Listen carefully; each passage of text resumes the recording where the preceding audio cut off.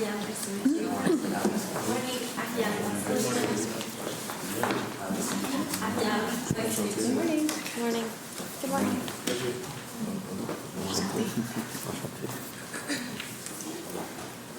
Hi.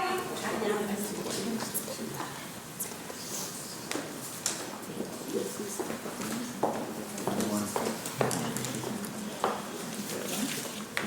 We're going to share.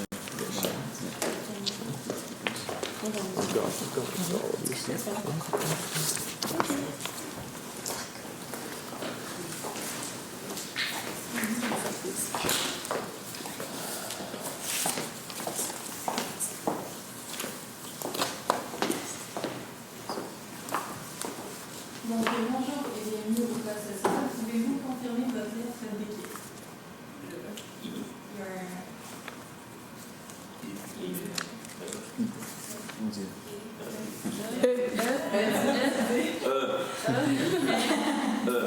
Est-ce que vous préférez la lecture de règlement en français ou en anglais? En anglais, ça serait bon. Merci. For this case, you will have 15 minutes to make your presentation in front of the judge. If after 15 minutes you have not completed the presentation, you will be stopped to move on to the period of questions. At the end of the presentation, the judge will have 5 minutes to ask your questions. I remind the jury that it is mandatory to ask a minimum of one question during this period. If after 5 minutes you have not finished answering the question, you will be stopped. During the presentation, I will indicate the remaining time using cardboard at 10 minutes, 5 minutes, 2 minutes, and 30 seconds. I will make a countdown using my finger for the last 10 seconds. I remind you that it is prohibited to say the name of your university, and if you do, you will receive a penalty. I also remind the public that it is prohibited to use any electronic device during the presentation, and that the public must stay quiet until the end of the period of question. I will now ask the judge to present themselves. Hello, my name is Alex. I'm the marketing director for Vans Canada. Good morning. My name is Jano. I'm the country manager for Vans Canada. Hi, my name is Akian. I'm in talent acquisition at VF Corporation. Hi, my name is Valerie and I'm the social with the CEO. Hi, I'm Ken. I'm judge for social stuff. Marie-Gabrielle, Judge Social. Joanne, judge social. And Matthew is well judge for social.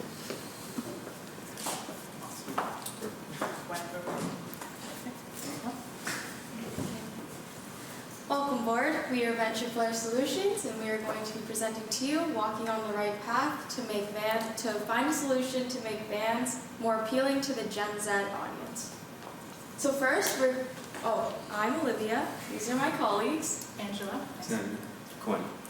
and we're going to jump right into the agenda. So first, we will have our mandate. I will be explaining that. Then we will go right into our analysis, and then our 3 strategies. Then we will talk about our implementation on how we will implement those 3 strategies. And then we will hop right into the financial analysis on our budget and for $1 million. So first, we're going to understand the problem. So Vans is looking to expand by targeting the Generation Z audience because we're trying to expand like the shoes globally or nationally.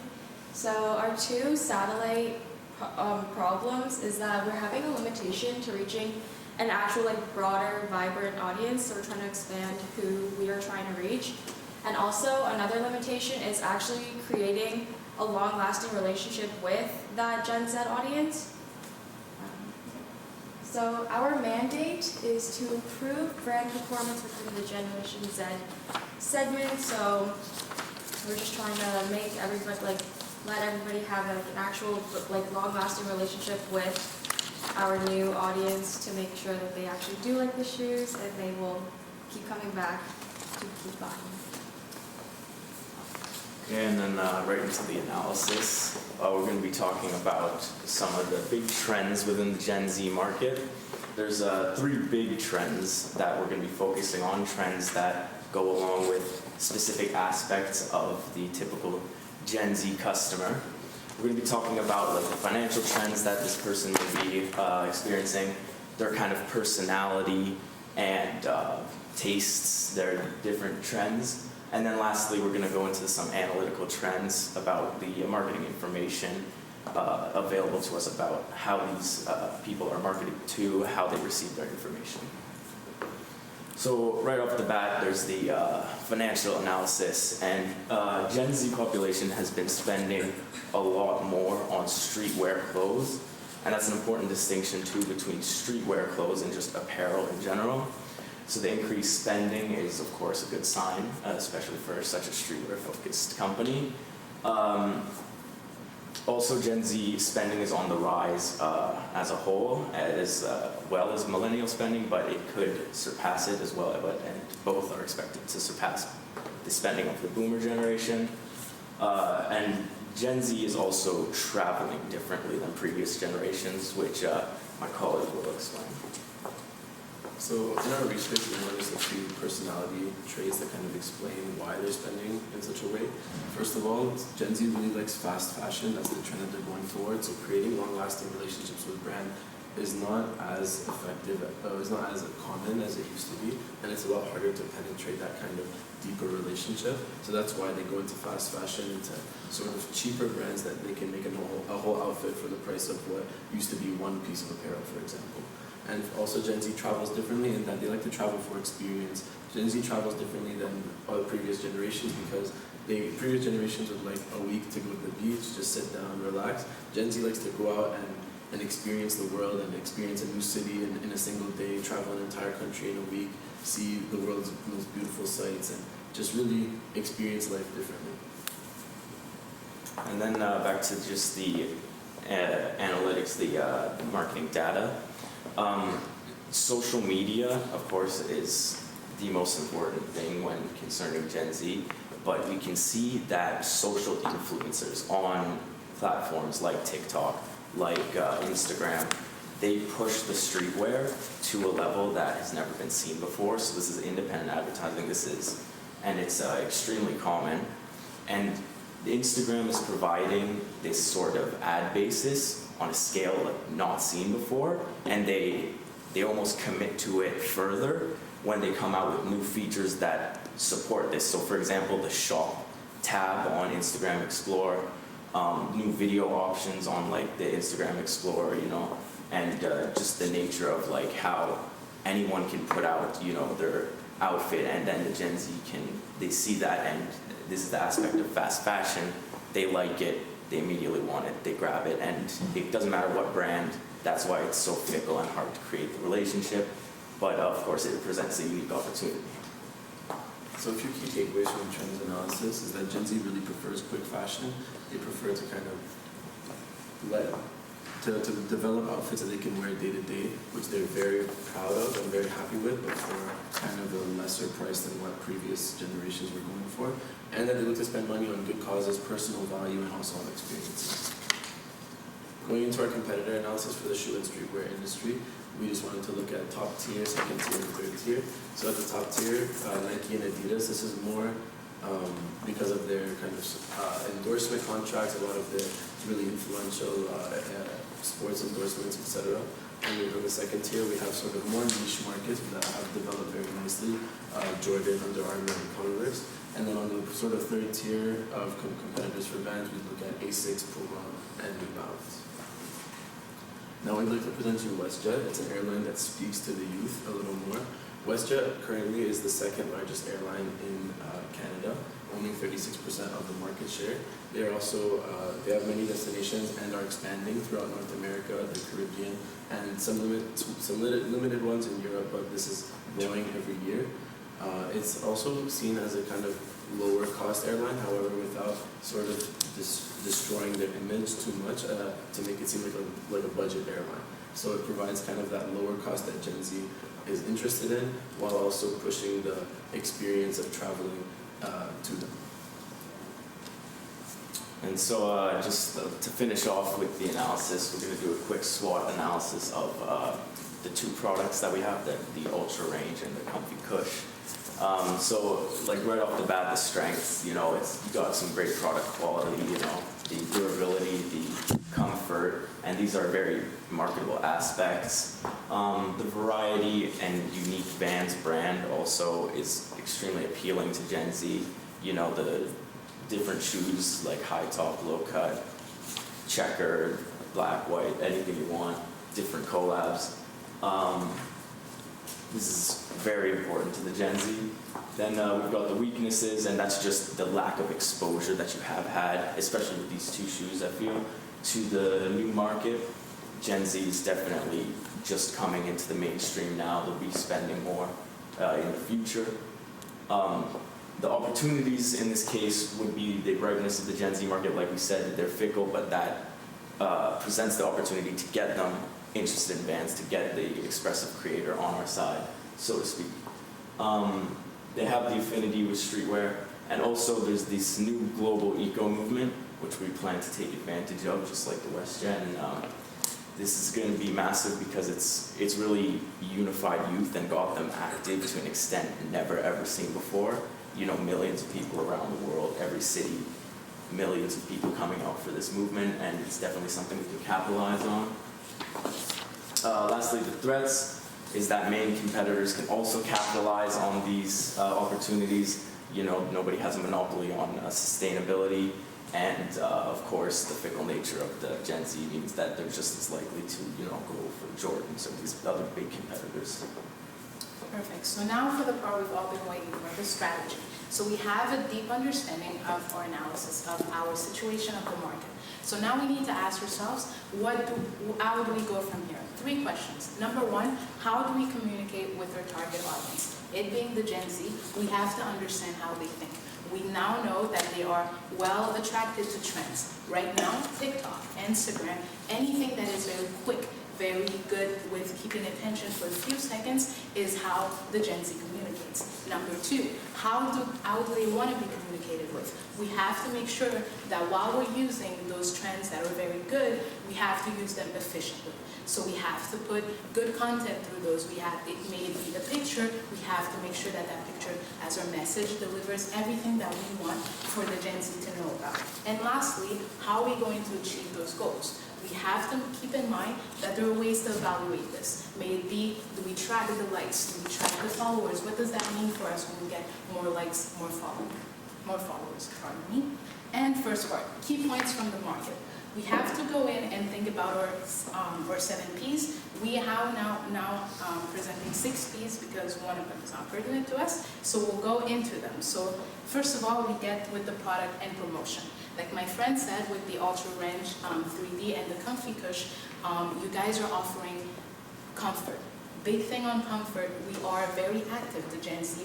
We like to do things, go hiking, move around, so we have to make sure that we're comfortable. And these are the big things we're pushing with those. So we have to find a way to make it attractive to the Gen Z. Same for the Comfy Cush. It's adding a different way to the classic shoes that we've already seen, so it's very cool. But how do we put that into, translate that into Gen Z language? So the promotion. We're obviously going to do the promotion very typically, very classic. What matters in it is the way that we do it. So obviously we're going to go into events, magazines, partnering with different brands, adding trends campaign, events relevant to our situation. What does that mean? In depth, we'll come back to it, but as for now, keep that in mind. And the big thing we want to attack, position and perception. Your position right now as Vans is wanting to promote a creative self-expression through action sports and youth culture by offering a variety of expressive shoe selection. How are you perceived by us, the Gen Z? You are inexpensive. At any close Foot Locker, we can find a pair of classic Vans ranging from 50s to 65. So that's a very good price for an awesome shoe and a very classic, popular shoe. You're big on variety. Anyone who has different tastes is able to match with their outfits, go crazy, which is with your personality offering creativity, innovators, expressing ourselves. People and price. So we already know by now that our target audience is the Gen Z. We want to reflect the youth, the innovators, the creators, and the artists. We already know that we have a very affordable price. So we have to put together our SMART goal: specific, measurable, attainable, realistic, and timely. So I will read you the statement.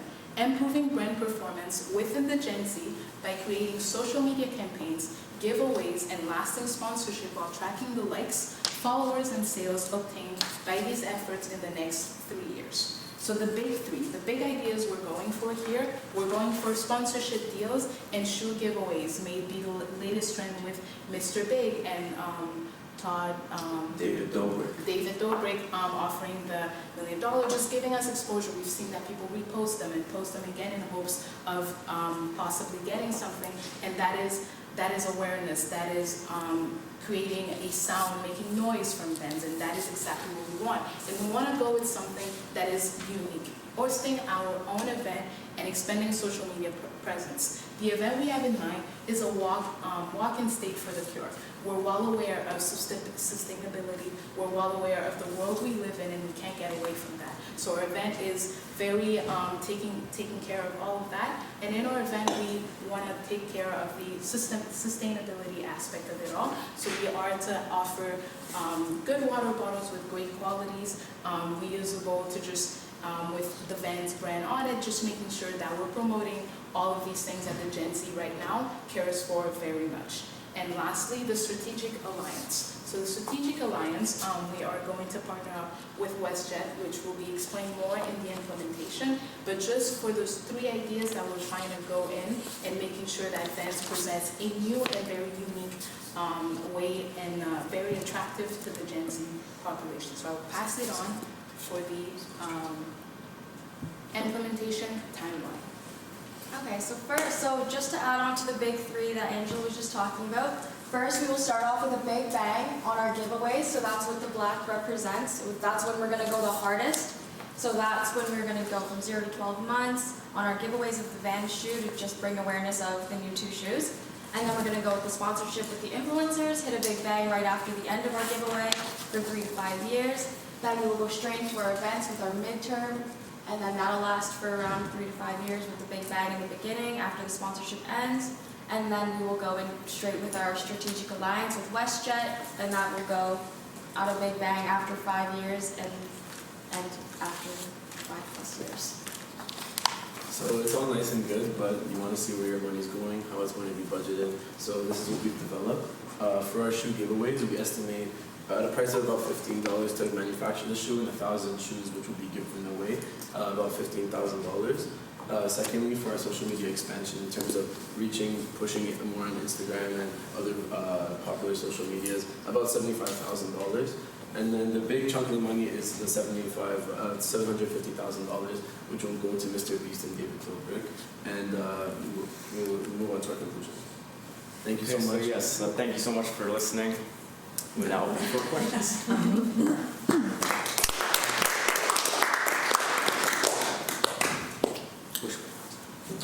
I guess we're running out of time. Is it possible to just go back? Could that be one of my questions? To go back on that last slide just to kind of see or did you guys feel that you covered everything? I didn't think I covered it all. So, if my question to you, what do you feel was missing from that you weren't able to cover? So essentially, what I wanted to, if I really had the time to say everything, I would have said, so the sponsorship deals with Mr. Beast and David Dobrik. So the idea behind that is that Mr. Beast and David Dobrik are they have about 20 million plus Instagram followers between them.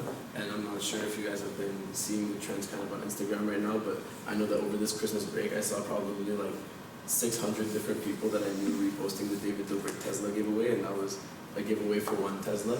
And I know Mr. Beast is just as popular, so the idea behind that was, pay them the biggest chunk of the money, because that's what is speaking most to the Gen Z market, and they're really expressing with those people because they have values, they're very charitable, etc. So those are things that kind of speak to them the most. So that's why the biggest chunk of the money we believe would go to them, and kind of sponsoring them and paying for certain of their videos, which is kind of what their current sponsorship deals are. Let's say SeatGeek pays for one of their videos, and they'll talk about SeatGeek a little bit in the video, for example. And then another thing was for our event. So that we want to push sustainability as well because that's one important to the Gen Z market and it's just something that is important for the rest of the future. So that's why it's the second most money that we wanted to put in because we believe that selling high quality water bottles for the price of just a donation, a small donation, which are high quality bottles that obviously have Vans logos and other such things, would be something that would speak a lot to that market because they can bring it around with them, it's sustainable, it's supposed to be a zero waste event, that's another thing that if we had the time we would have expressed. And then lastly, just because I would like to explain the opportunity cost for the strategic alliance with WestJet. So the idea behind that and the reason why we spoke about WestJet before is because we believe that if you were to offer, let's say, a 15% voucher with a WestJet ticket for Vans, that would push the idea of experience, traveling, values, which is what Gen Z likes a lot. And so let's say there's a Vans store in, for example, Paris. I'm not sure there is. Someone can take their 15% voucher, and as they're traveling to Paris, they'll have Vans in mind. When they're traveling back home, they'll have Vans in mind. And Gen Z loves to travel, they love to experience cities, and having that sort of 15% voucher would it would offer WestJet a benefit, which is the idea of a strategic alliance. It would offer them a benefit, but as well it would offer Vans a benefit with an airline that kind of speaks to the youth movement that we're trying to touch more. And yeah, that would be everything that I would say. Thank you.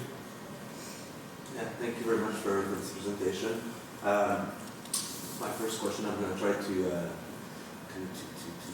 as clear as possible. Like the sponsorship deal with influencers, do you think this has a long-term impact for the brand? Because in 3 to 5 years, you're looking at an impact, and I saw your cadence, your time frame.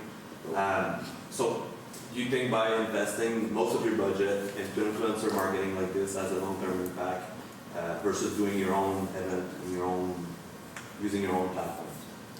If I may. So especially with Gen Z, I do think that the biggest impact will be with the sponsorship influencers because necessarily, like we do have the event there, but it's our walk for the cure, for the planet, sustainability, and but with Gen Z, maybe not everyone's going to make it out to it. They have school, they have like parents, they've got this stuff going on. And the Gen Z, they consume the content influencers put out, but most importantly, they consume the advertising that the influencers put out more than anything, because they will buy what the influencers put out. They will buy everything, and if you do it for this amount of time, and we hit it right after the giveaways with David Dobrik, Mr. Beast. I think on the Mr. Beast giveaway last one, he had like hundreds of millions of people submitting to try and win the giveaway. And you hit it with this kind of timeline, and I definitely think this is the biggest impact, and especially over traditional marketing because of the Gen Z market. But you don't think that, like, for example, the consumer, they see like the post of Mr. Beast, they buy like instantly? How can you explain that it's gonna be long term? Long term for the influencers or for the Mr. Beast giveaway? For the brand? Yeah, for the brand itself. I'll say have a long-term impact for the brand. Because if Mr. Beast or if he does something stupid in 1 year from now, what does it do for the brand that has a partnership? Well, then perhaps sorry, this is my mistake. I should have made a bit more of a distinction. But the giveaways are meant to be more short-term, especially in the big hit at the beginning. Like it's less than half the 0 to 12 months. And Mr. Beast and David Dobrik. The question is now over. Oh, no, stay on real quick. The influence. Thank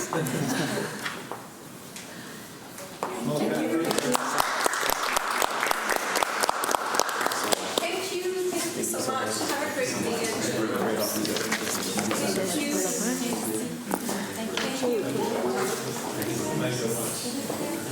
Thank you. See you later. Yes, see you later. Thank you so much. Good job, guys. Thank you. See you later. Good job, guys. Thank you. Good job.